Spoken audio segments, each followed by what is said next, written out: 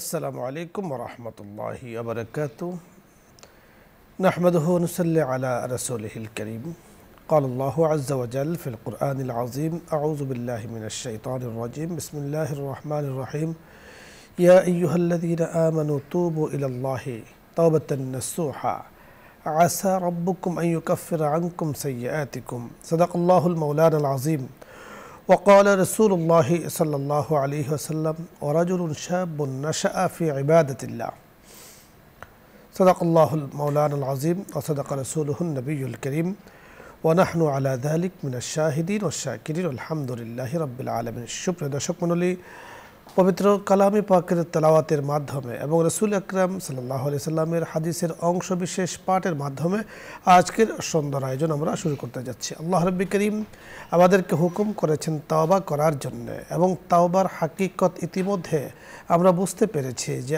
তওবা ছাড়া আমাদের কোনো উপায় নেই।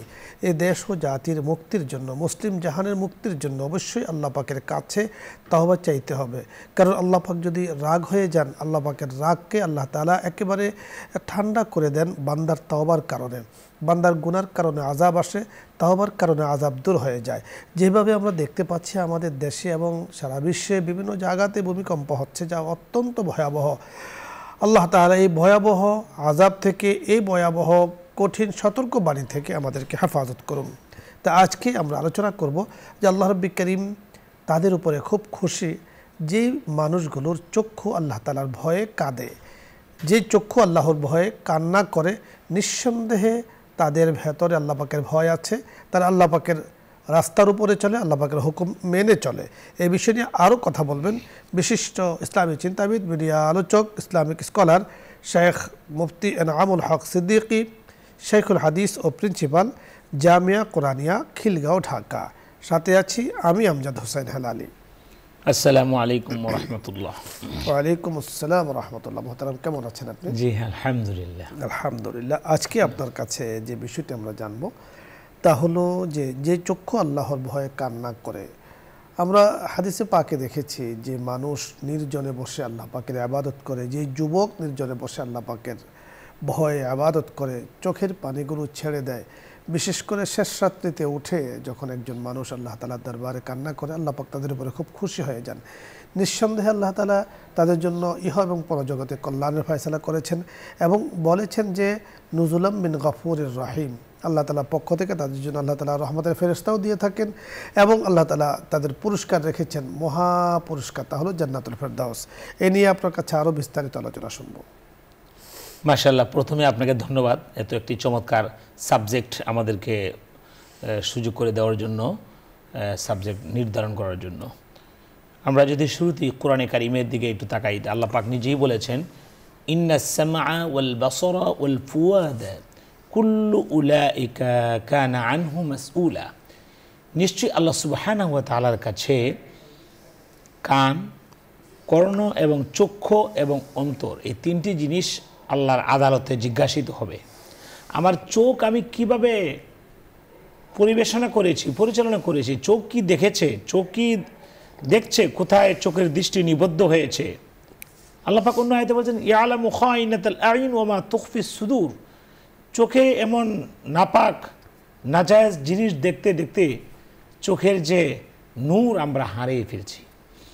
এই জন্য এই চোখের নূর কিভাবে ফিরে আসবে সেটাই আমাদের জানা অত্যাবশ্যক। এই জন্য আলোচনাটি খুবই তাৎপর্যপূর্ণ, গুরুত্বপূর্ণ, যার গুরুত্ব মাহাত্ম্য খুবই তাৎপর্যপূর্ণ। যে চক্ষু আল্লাহর ভয়ে কান্না করে সেই চক্ষু তো অবশ্যই দামি। আল্লাহ রাসূল সাল্লাল্লাহু আলাইহি ওয়াসাল্লাম বলেছেন আইনুন বাকাত মিন খাশিয়াতিল্লাহ হারামাল্লাহু আলাইহিন নার। যে চোখ আল্লাহর ভয়ে পানি ছাড়ে, কান্না করে, ওই মানুষটার প্রতি আল্লাহ সুবহানাহু ওয়া তাআলা, তার রব এত খুশি হয়ে যান যে আল্লাহর ভয়ে কান্দে। আইনুন বাকাত মিন খাশিয়াতিল্লাহ, আল্লাহর ভয়ে যে চোখ কান্না করে, পানি ছাড়ে, সেই মানুষটার প্রতি এত খুশি হন, খুশি হয়ে আল্লাহ সুবহানাহু ওয়া তাআলা চিরদিনের জন্য জাহান্নামের আগুন তার উপর হারাম করে দিবেন।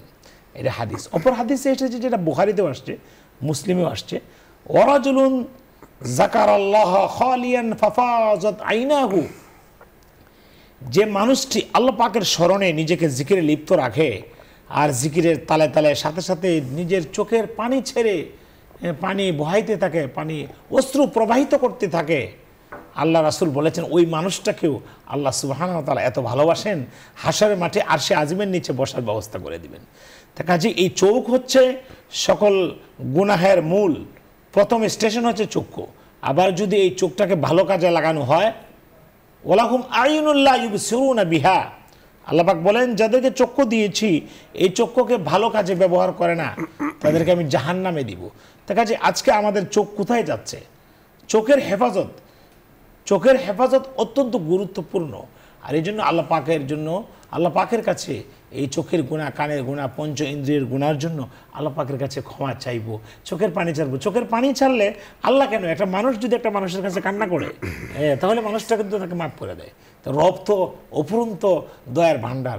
ঠিক আছে, এই যে চোখ আল্লাহর ভয়ে পানি ছাড়ে, তার উপর জাহান্নামের আগুন আল্লাহ পাক চিরদিনের জন্য হারাম করে দেয়। আপনি চমৎকার বলছিলেন। দর্শক মণ্ডলী, আল্লাহ রাব্বে কারীম মানুষকে দিয়েছেন দুটো চক্ষু, যা মানুষের জীবনের, মানুষের দেহের বড় লাইট, পাওয়ারফুল লাইট, আল্লাহ পাকের মহা নেয়ামত। যে নেয়ামত আল্লাহ তাআলা মানুষকে দিয়েছেন, এই আলো আরও আলোকিত হয়, এই আরও আলোকময় হয়, আলোটা বর্ধনশীল হয় আল্লাহ পাকের হুকুম যখন কোনো মানুষ মেনে চলে এবং চক্ষুগুলোকে আল্লাহ পাকের হুকুমে কাটায়, তাহলে আল্লাহ তাআলা চোখের আলোকে বাড়িয়ে দেন। আমরা সকলেই চাই যে আমার চোখটা একেবারে মৃত্যু পর্যন্ত ভালো থাকুক, চশমা ছাড়া যেন আমি জগৎটাকে দেখতে পারি। ওই চক্ষু, যে চক্ষু আল্লাহ পাকের ভয়ে কান্না করে, যে চক্ষু দিয়ে পবিত্র কোরআন দেখে দেখে তেলাওয়াত করে, সুবহানাল্লাহ। আমাদের বুজুর্গরা বলেছেন যে চক্ষু দিয়ে কোরআন তেলাওয়াত করেন দেখে দেখে, তো প্রতিটা অক্ষরের মধ্যে তিনি আল্লাহ পাককে দেখতে পান, সুবহানাল্লাহ। যে আমার আল্লাহ আমাকে কোরআন দিয়েছেন আমাকে তেলাওয়াত করার জন্য, তাই আমার চোখকে আমি সঠিক কাজে ব্যয় করব, সঠিক দিকে আমি ব্যয় করব, যাতে করে এই চোখের কারণে রাব্বে কারীমের কাছে আমাকে জিজ্ঞাসিত হতে না হয়। তাই কোরআন তেলাওয়াতের কাজে ব্যয় করব, ভালো কাজে ব্যয় করব, চোখের আলো আল্লাহ পাক ইনশাআল্লাহ বাড়িয়ে দিন, নূরুন আলা নূর আল্লাহ তাআলা করে দিবেন। দর্শক মণ্ডলী, আজকে আলোচ্য বিষয় নিয়ে যদি আপনাদের কোনো প্রশ্ন থাকে প্রশ্ন করবেন, অথবা ইসলামের যে কোনো মাসলা মাসাইল আপনি জিজ্ঞেস করতে পারেন, আমরা চেষ্টা করব কথা বলার জন্য। প্রথমে যিনি আছেন, আসসালামু আলাইকুম রাহমাতুল্লাহ। দর্শক নাম বলে পরিচয় দিয়ে প্রশ্ন করুন। ওয়া আলাইকুম আসসালাম ওয়া রাহমাতুল্লাহি ওয়া বারাকাতুহু। হুজুর, জি, আমি বলতেছি মোহাম্মদ ইকরামুল হক, জি, ব্রাহ্মণডাঙ্গা গাইবান্ধা থেকে বলছিলাম। আজকে লাইন পেলাম হুজুর, আপনারা ভালো আছেন হুজুর? আলহামদুলিল্লাহ, আল্লাহ তাআলা ভালো রেখেছেন। হুজুর চমৎকার কথা বললেন, আমি এই অনুযায়ী আমল করব। আমিন আমিন। হ্যাঁ, আমার প্রশ্ন হচ্ছে হুজুর, আমি সিগারেট খাই, ধূমপান পান করি, হ্যাঁ, এতে কি আমার নামাজ কবুল হবে কি না? বুঝতে পেরেছেন হুজুর? হ্যাঁ, প্রশ্ন পরে বুঝতে পেরেছি। এই সমস্যায় শুধু আপনি একা নয়, অনেকে আছেন। তবে আমরা মৌলিক বিষয়টি আলোচনা করার চেষ্টা করছি, আপনি শুনতে থাকুন। মাশাআল্লাহ, ইকরামুল হক ভাই ভালো একটি নিজের ইয়ের কথা বলেছেন, কাজের কথা, যে স্বীকার করেছেন যে আমি ধূমপান করি।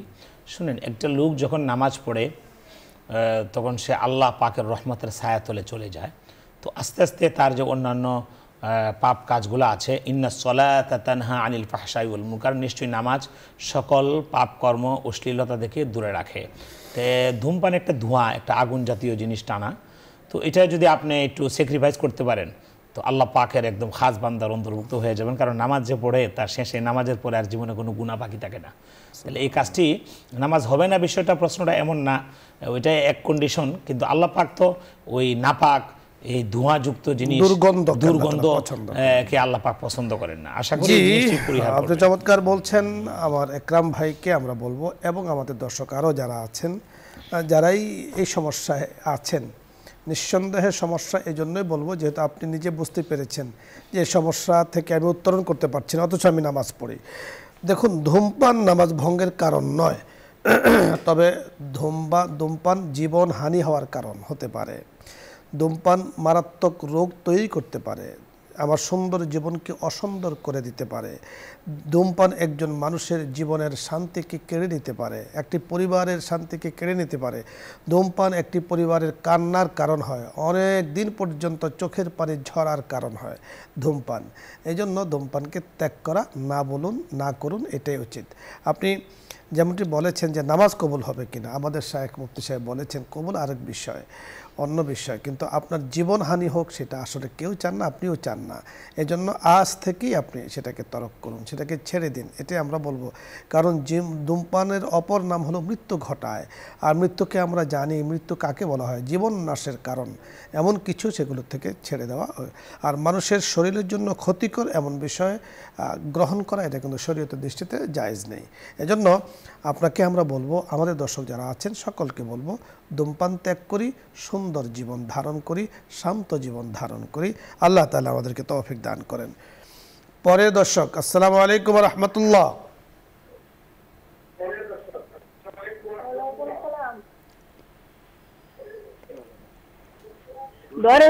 জি, প্রশ্ন করুন। বলুন। আমি উমরা যাচ্ছি, করণীয় কি? জি বলুন, প্রশ্ন করুন। হ্যাঁ হুজুর, আমি উমরায় যাচ্ছি, করণীয় কি? জি ধন্যবাদ। আপনি উমরা যাচ্ছেন, সম্ভবত নিয়ত জানতে চেয়েছেন, আমরা খুব একটা বুঝতে পারিনি। আপনি উমরা যাচ্ছেন, যান, শুভকামনা রইল। শুভকামনা রইল আপনার প্রতি। আল্লাহ পাক কবুল করুক উমরা। আল্লাহ তাআলার কাছে আল্লাহ গড় জিয়ারত এতটুকু বলতে হবে, আল্লাহুম্মা ইন্নী উরিদুল উমরাতা, হে আল্লাহ আমি উমরার নিয়ত করেছি, ফায়াসসির, আপনি আমার জন্য, হালি, আপনি আমার জন্য এই উমরাকে সহজ করে দিন। আল্লাহ তাআলা সহজ করবেন। এবং আপনার এটাও বলতে পারেন যে আল্লাহ আপনি কবুল করেন আমার উমরাকে। আরবিতে বলতে না পারলেও বাংলাতে আপনি বলুন। পরের দর্শক, আসসালামু আলাইকুম ওয়া রাহমাতুল্লাহ।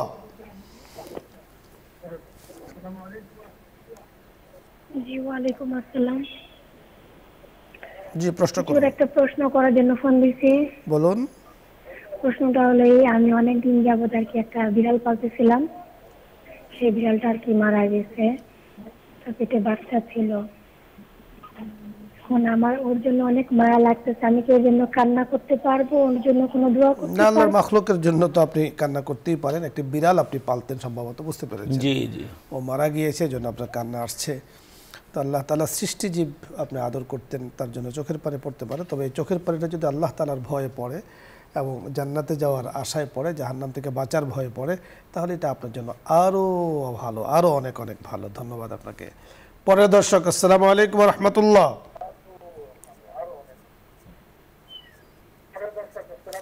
আসসালামু আলাইকুম। ওয়া আলাইকুম আসসালাম। আসসালামু আলাইকুম। জি সালাম নিয়েছি, আপনি প্রশ্ন করুন। হুজুর, আমি অনেকদিন পর লাইন পাইছি। বলুন। আমি এই অনুষ্ঠান খুব ভালো লাগে। আলহামদুলিল্লাহ। প্রশ্ন বলুন। হুজুর, আমি 2 মাস আগে উমরায় গেছিলাম। জি। তো আমি মোনাজাতে আমি দেখতেছি যে আমার হাতের পর হচ্ছে ডালিমির কুয়া একদম দিল। আমি স্বপ্নের মধ্যে দেখতেছি, আমি মুখে দিলাম। এর ভালো না খারাপ? কোনো সমস্যা নেই, ধন্যবাদ।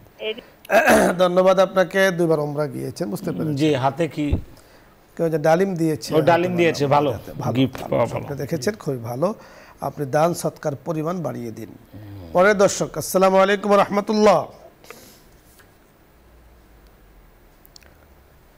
জি দর্শক, শুনতে পেয়েছেন, প্রশ্ন করুন। জি পরের দর্শক, আসসালামু আলাইকুম ওয়া রাহমাতুল্লাহ।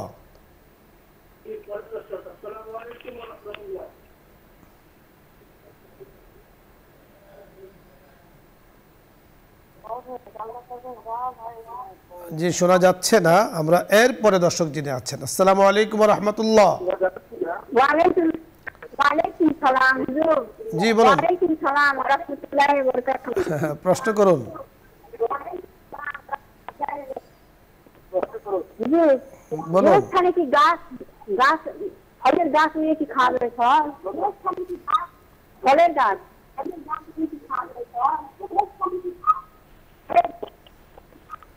ফলের রস খাওয়া যাবে কিনা বুঝতে পেরেছেন কিছুটা? বোঝা যাচ্ছে না। যে ফল খাওয়া যাবে তার রসও খাওয়া যাবে, এটা তো কোনো প্রশ্ন না। ধন্যবাদ আপনাকে। ফলের রস বলতে আসলে কোন রস আপনি বুঝিয়েছেন? খেজুরের রস তো খাওয়াই যায়, খুব মজাদার, বিশেষ করে শীতকালে যদি অরিজিনালটা পাওয়া যায়। বোঝা যাচ্ছে না, বোঝা যাচ্ছে না। কিন্তু তালের রস আবার যদি হয়, অনেকে আবার এই ধরনের এগুলোকে নেশাদার বস্তু বানিয়েও কিন্তু খেয়ে থাকে, সুক্কার যেন না আসে, মানে মাতাল সুকুর যাতে না আসে, অরিজিনাল যেটা নেশা যাতে না আসে, গাছের থেকে রস পড়ে সেখান থেকে গুড় হয়, চিনি হয়, মানে আখের রস আমরা খেয়ে থাকি, তো সমস্যা তো নেই। আসলে আপনার জানার বিষয়টা আমরা বুঝতে পারিনি। পরের দর্শক, আসসালামু আলাইকুম ওয়া রাহমাতুল্লাহ। আসসালামু আলাইকুম। ওয়া আলাইকুম আসসালাম। প্রশ্ন বলুন। হুজুর, যে আমি শরীয়তপুর থেকে বলছি, আমার এই স্বপ্নের মাধ্যমে যে মুদ্দার আমার আত্মীয় ভিতরে একজন অনেক আগে মারা গেছে, সে যেমন। জি ধন্যবাদ। আসলে স্বপ্নের ব্যাখ্যা নিয়ে এই অনুষ্ঠানে কথা বলা হয় না। আপনি যা দেখেছেন, আল্লাহ তাআলা আপনার স্বপ্নকে বরকতময় করুন। মোহতারাম, ধন্যবাদ আপনাকে। দর্শক মণ্ডলী, আপনাদের সকলকে আজকের এই সুন্দর আয়োজনে আপনারা শরীক হয়েছেন, নিঃসন্দেহে আল্লাহ পাকের শুকরিয়া আমরা আদায় করছি। আল্লাহ পাক আমাদেরকে এমন চক্ষু দান করুন যে চোখের মাধ্যমে আল্লাহ তাআলার কাছে জান্নাত পেতে পারি।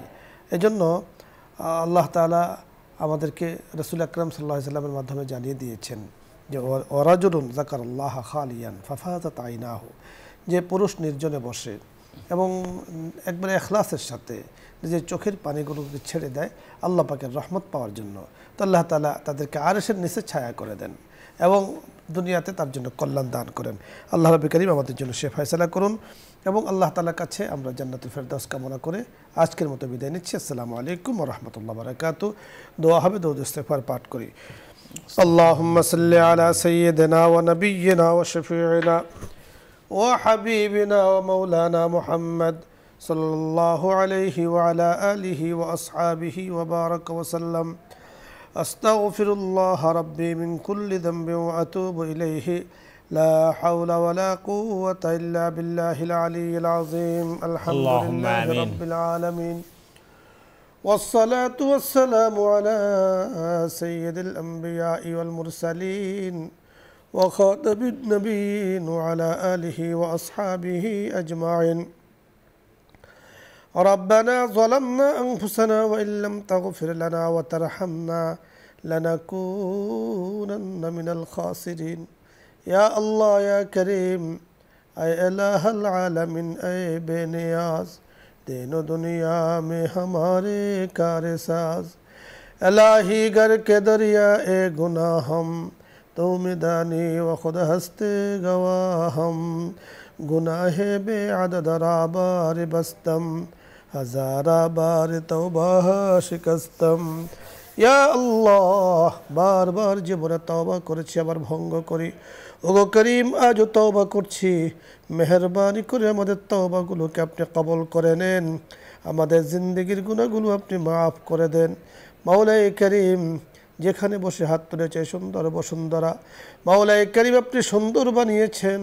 ইয়া আল্লাহ, আপনার সৃষ্টি জীবকে মেহেরবানি করে আপনি মাফ করে দেন। মাওলাই করিম, ইয়া আল্লাহ, আমাদের সকলকে আপনি মাফ করে দেন।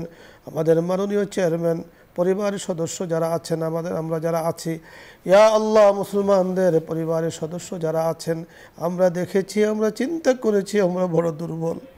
মাওলাই করিম, আমরা বড় দুর্বল। মাওলাই করিম, আপনার রহমত ছাড়া আমরা চলতে পারবো না। মেহেরবানি করে আমাদের সকলের উপরে রহম করম দ্বারা আপনি ভরপুর করে দেন।